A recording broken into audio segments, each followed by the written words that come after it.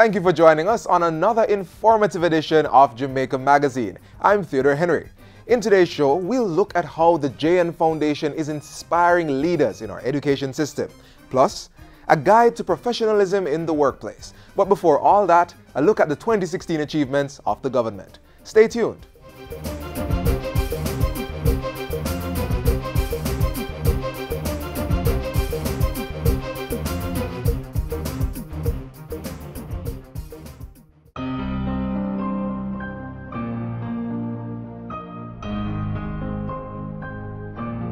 We have a subculture that supports those who do not inform, an anti-informer culture that pervades our entire society that we must break down.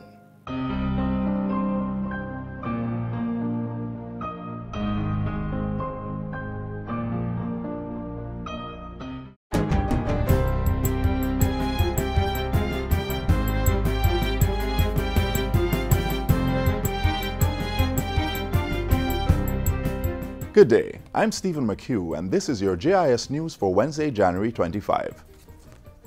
Prime Minister Andrew Holness says government will employ visible and high levels of enforcement to ensure that those who break the road traffic law face the penalty. Mr. Holness, who is chairman of the National Road Safety Council, was making his contribution to the debate on the 2016 Road Traffic Act in Parliament yesterday. The new provisions and modifications to the new road traffic bill takes us a significant way in ameliorating the critical issues faced by Jamaicans on the roads and achieves our objectives to align the provisions of our laws with international best practices. Among other things, the legislation makes it mandatory for drivers to have a license in their possession while operating a vehicle. It also restricts handheld use of electronic communication devices while driving and significantly updates the driver's licensing system. Prime Minister Andrew Holness says the accompanying regulations are at an advanced stage and will address measures such as international tire tread depth standards, operating dark-tinted vehicles, and transportation of hazardous materials. The Ministry of Justice has implemented a case management statistical system in parish courts island-wide. The system, which was put in place between July and December 2016, was officially launched on Saturday. Justice Minister Delroy Chuck says its implementation is an indication of the bold strides being made to address concerns regarding case backlogs in the courts. He says it will also support the security forces' crime-fighting capabilities. What this system will do, no doubt, is to assist us in mapping the geography of criminal activities, as we can now ascertain the origin of crimes across several parishes, the demographics, and even the gender of persons involved in crime. The implementation of the system, funded by the Canadian High Commission, was preceded by island-wide training exercises. All parish courts were outfitted with new computers to support the data entry process, and the deployment has been supported by ongoing monitoring and evaluation. The Senate has passed legislation designed to speed up the processing of child custody cases within the courts, among other things. Minister of Foreign Affairs and Foreign Trade, Senator Kamina Johnson-Smith, piloted the Children, Guardianship and Custody Amendment Act 2016 in the Upper House. During last Friday's sitting of the Senate, members approved an amendment that calls on the courts to provide a reason within 7 days if they cannot hand down a decision on cases involving the wrongful removal or retention of children within 6 weeks. The Senate, however, rejected the House of Representatives' earlier amendment to make that 6-week timeline mandatory. So that we're at least continuing the need for expedition, but not putting a situation that is going to maybe put our reality in conflict with the legislation. Minister Johnson-Smith says discussions will be held with the Chief Justice on how these cases can be dealt with expeditiously. 4,200 residents are set to benefit under the second phase of an initiative allowing them to sign up and register for birth certificates within their communities. The beneficiaries will be selected from 18 communities across 7 parishes. The Jamaica Social Investment Fund and the Registrar General's Department signed a Memorandum of Understanding and contract on Monday to execute the project. This MOU really encapsulates a number of initiatives which include the selection, recruitment and training of 40 data collectors, comprised really from members of the ICDP community. We're also going to be establishing community registration points. Surveys will also be carried out to determine other types of documentation that persons will be in need of. The project is being funded through cooperation between the Government of Jamaica and the World Bank. The tourism product development company TPDCO is partnering with the Edna Manley College of the Visual and Performing Arts to establish a craft development institute. The two entities signed a memorandum of understanding on Tuesday to cement the partnership. The Craft Development Institute, to be based in St. Anne's Bay, will provide training and certification to current craft producers. It will support the development of authentic Jamaican craft and protect new designs. For the Institute of Craft Development, which will be the first of its kind in Jamaica, that will enable our artisans to have on-the-job development and training, to broaden their creative horizon and to widen the variety of offerings that they are able to present. But most importantly, they'll be able to produce in situ. While they are there, the visitor will come, the visitor will hand them a design, and when the visitor is ready to leave on the ship, 8 or 10 hours afterwards, they come and they get the finished goods. The signing took place during the press launch of the revamped Spruce Up Jamaica program. The Craft Development Institute is scheduled to welcome the first batch of students in September 2018. And that's it for JIS News Today. I'm Stephen McHugh. Thanks for watching.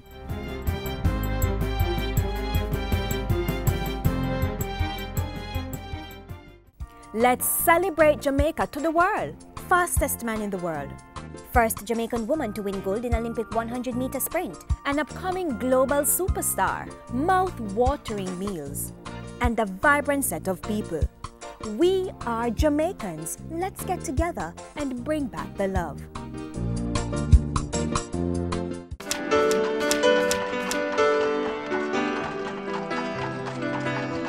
Another record-breaking year for visitor arrivals. Kingston got its first cruise ship in years, and the interest of tourism workers advanced. This is the Ministry of Tourism Year in Review.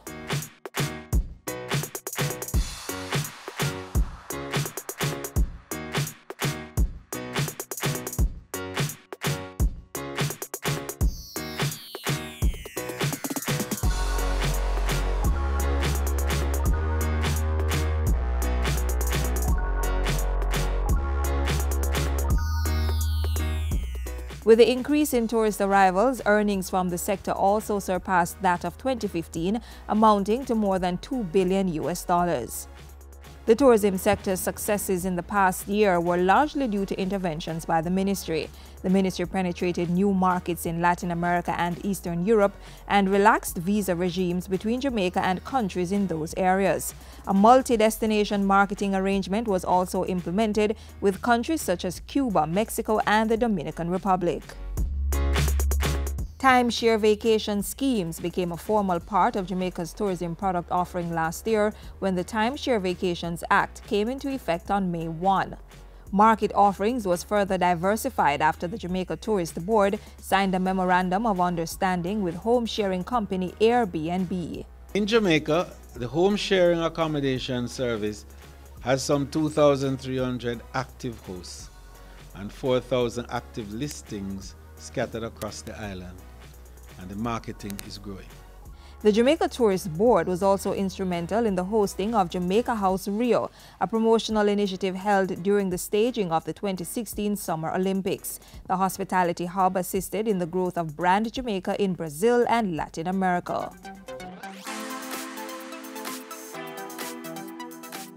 Cruise passenger arrivals for 2016 totaled more than 1 million, representing a 9.1% increase when compared to 2015. Harmony of the Seas, the world's largest cruise ship, made its inaugural call to the port of Falmouth. The port of Kingston welcomed its largest cruise ship and its first in 3 years, the MS Monarch. Also in December, for the first time, the island had mega ships at the main ports in Kingston, Falmouth, Montego Bay, and Ocherius at the same time, a combined total of 6 cruise vessels. In an effort to maintain a cruise shipping sector, the National Cruise Council was established. During 2016, Cabinet approved the drafting of the Tourism Workers Pension Act to facilitate the creation of the much-needed pension scheme. Minister Bartlett also announced that the Tourism Service Excellence Program, which recognizes and rewards outstanding workers in the sector, would be revamped and returned in 2017. And the ministry and its international partners spent $500,000 to train and certify 180 artisans under the Craft Enhancement Project. There were several major tourism investments last year. More than 3,000 rooms were added, including 225 at the Melia Braca Village Hotel in Trelawney, which opened in January. A contract was also signed for the largest single hotel development in Jamaican history. Under the Tourism Ministry's Shovel Ready initiative, Charisma Hotels and Resorts will spend $1 billion to construct a mega hotel in Landover, St. Anne.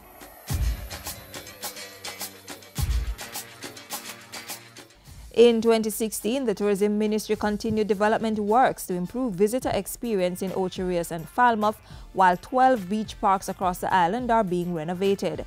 The Jamaica Social Investment Fund launched a national community tourism portal, a web-based platform aimed at promoting licensed community-based tourism enterprises across the island. This portal is an excellent marketing tool which will help local community-based tourism enterprises to keep pace with the competition. The Tourism Linkages Network was expanded to include 5 new networks that will serve to further diversify the country's tourism offerings while building business opportunities for more Jamaicans. And we believe that the networks that we have established here embraces all the critical elements that drive visitor travel across the globe today. 100 district constables were trained under the ministry's Destination Assurance Program to ensure the safety and security of visitors.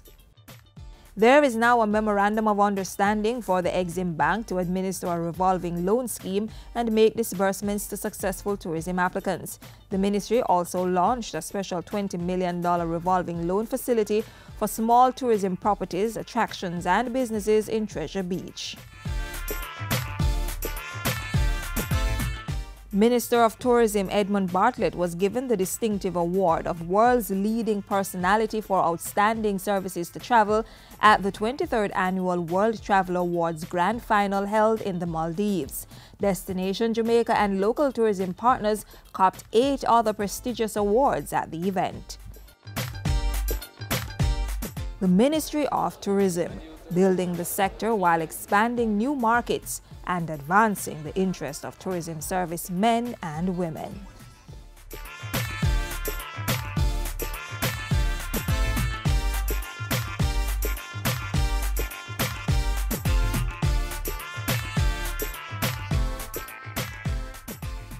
Violence against women and girls is a human problem, not just a woman's problem. It's a problem for men too.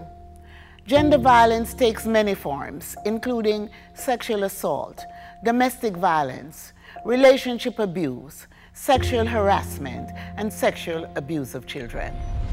The magnitude of ongoing violence against women and children in our country is cause for alarm. We can end the violence. It requires all of us to end the violence. I call on all our men and women in Jamaica to take a stand. And men, especially, must get involved in this movement to create a better world for their daughters, their mothers, their sisters, their aunts, their uncles, their fathers, their sons, and for themselves. Let's protect and reassure. Let's unite to end gender violence.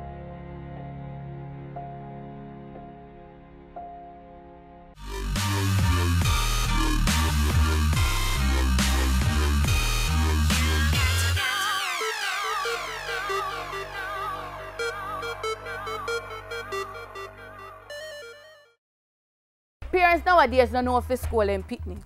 Then school them pitney and tell them how they ugly, that fit up. Tell them how they look like they ugly pooper, that fit up.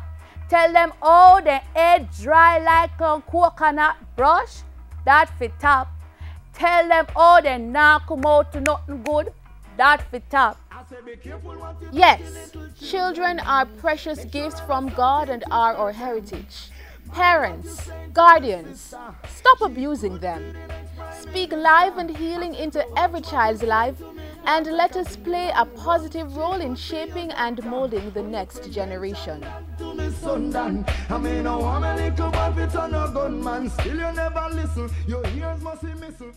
The JN Foundation is building up leaders in our education system through their School Leadership Summit.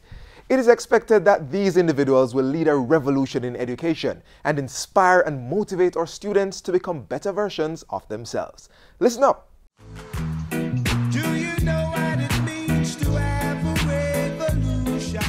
The revolution will make the impossible possible, will shape dreams through teamwork. This revolution will innovate, impact, lead. The revolution, however, will not be televised. This revolution is being spearheaded by the Jamaica National Building Society Foundation through the iLead School Leadership Project. The project seeks to create a transformation in the education process, whereby schools and communities are inspired to reshape and redefine each child's learning experience. The summit, held in July 2016, brought together those who have made the commitment to be change makers.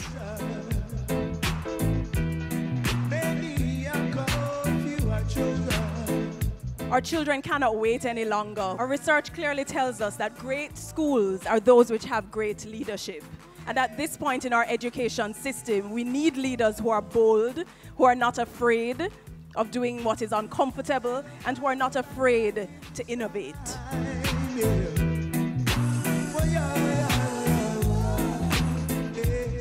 The school leadership has that responsibility to implement and to seek out new techniques to encourage learning in the schools and learning within the settings of the schools. Because it's not okay to say that all students and all schools will perform the same way. And part of the experience that we have had is the development of this creative mind in education. The Prime Minister reiterated the government's commitment to creating a world-leading education system.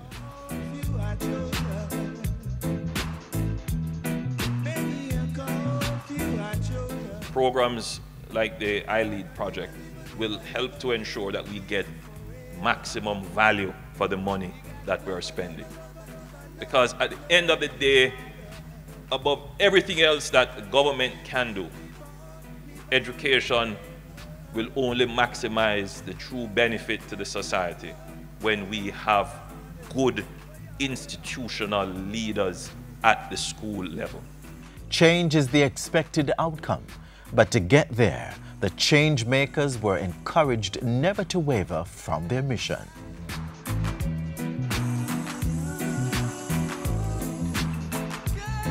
They need to know that there will be resistance, but that persistence overcomes resistance.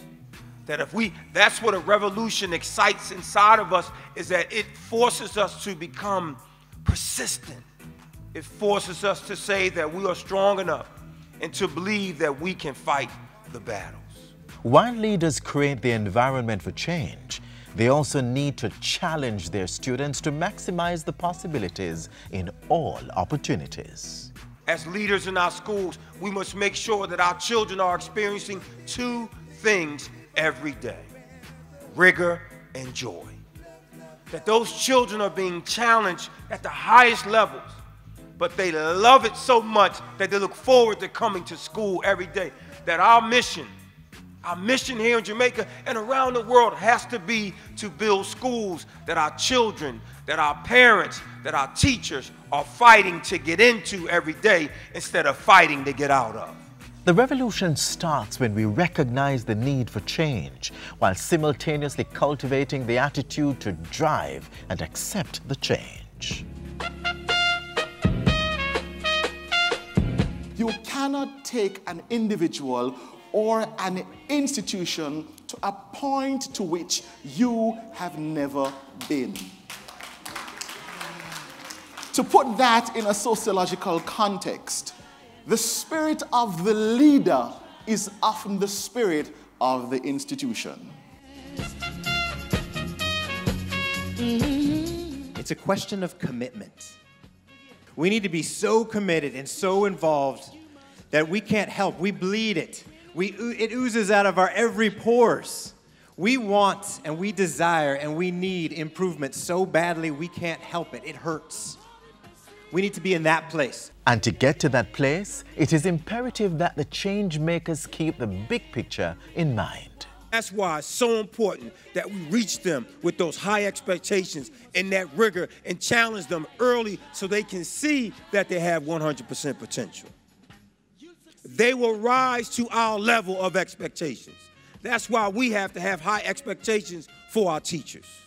Will come your way, but the hotter the battle you see. The truth of the matter is, folks, is that there is an innate, deep, almost inexpressible yearning within each one of us to find our voice in life.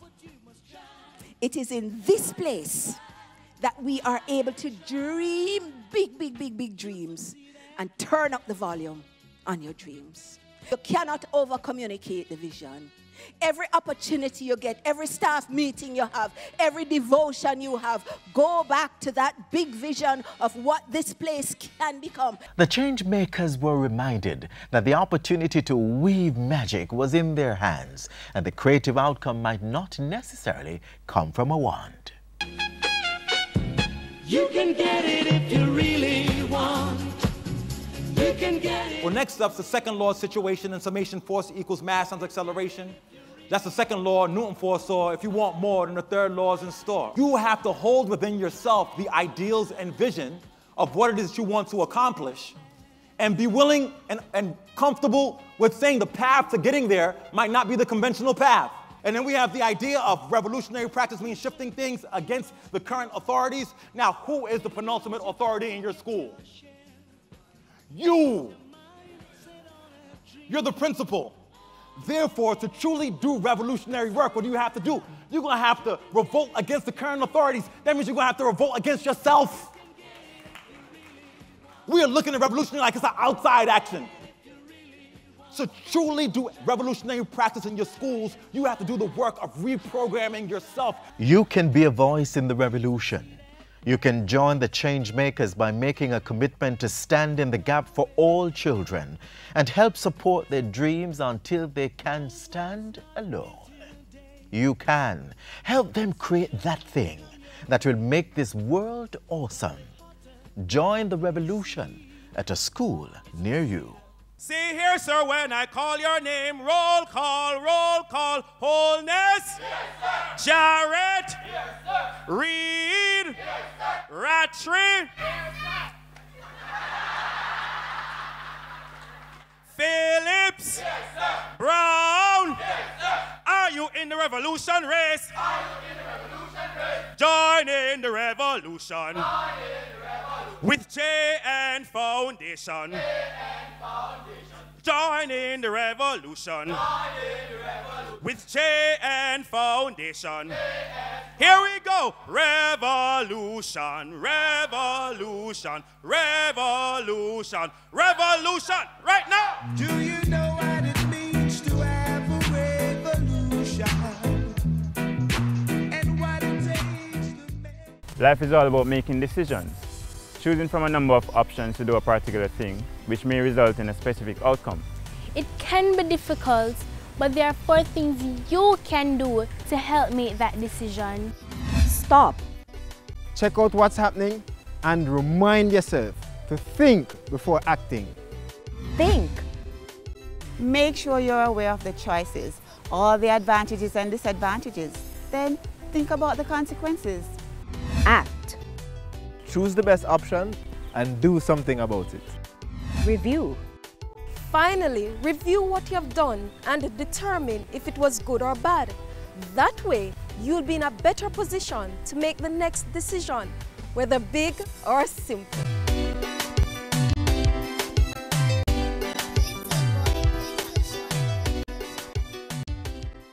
Sometimes it is the little things that we do that can have the biggest impact. Something as simple as taking pride in your conduct at work can increase productivity and make the workplace more comfortable for everyone.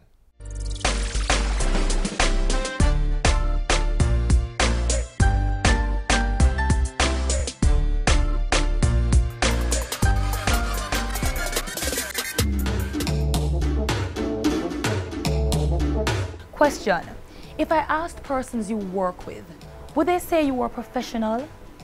No, I'm not talking about your paid occupation. What I'm getting at is professionalism, your conduct at work. You see, the thing is, skills are all good and well.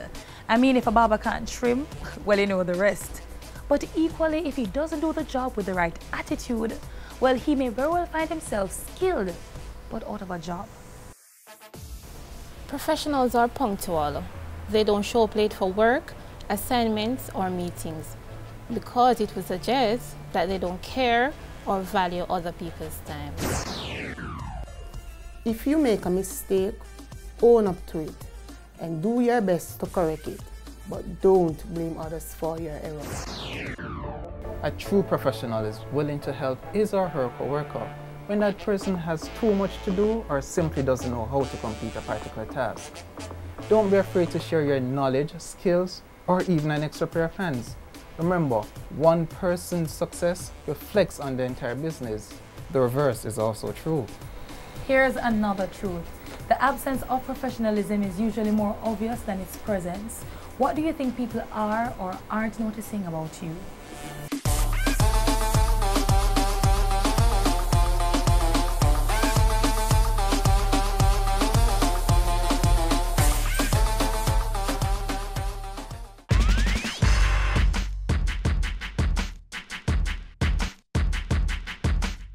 In a democracy, people choose their leaders by voting. But after our leaders have been elected, we need to ensure we keep up to date with government happenings. One way this can be done is through accessing public sector documents. With the passing and implementation of the Right to Know Act, the state has safeguarded the right of citizens to access official government papers. Now, why is your right to know so critical? Well, access to information provides citizens with the knowledge to address public issues. It also reveals the basis for government decisions. This means we are empowered to make the requisite checks, thereby playing our role in making Jamaica the place of choice to live, work, raise families, and do business.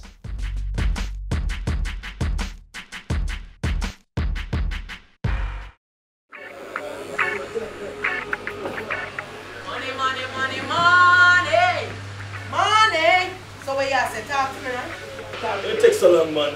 People have places for going, you know. Get them on the urban table number. Happy and nice. You know how much people me have to deal with before me reach here, sir? You're lucky. Put 3 bills for number 5. Wait. We can place my bet with you? Yeah, man.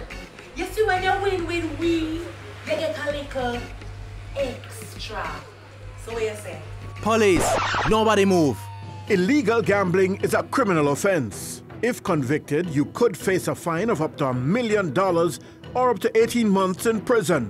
When gambling, choose licensed and registered gaming establishments. Stop illegal gambling now. Call Crime Stop at 311 to report illegal gambling. You don't have to give your name. A message from the Betting, Gaming and Lotteries Commission.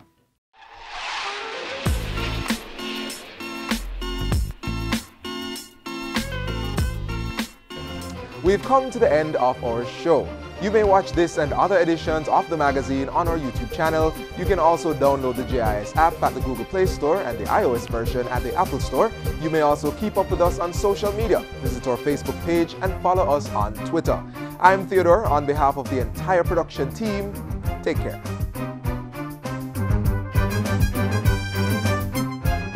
This has been a production of the Jamaica Information Service, the voice of Jamaica.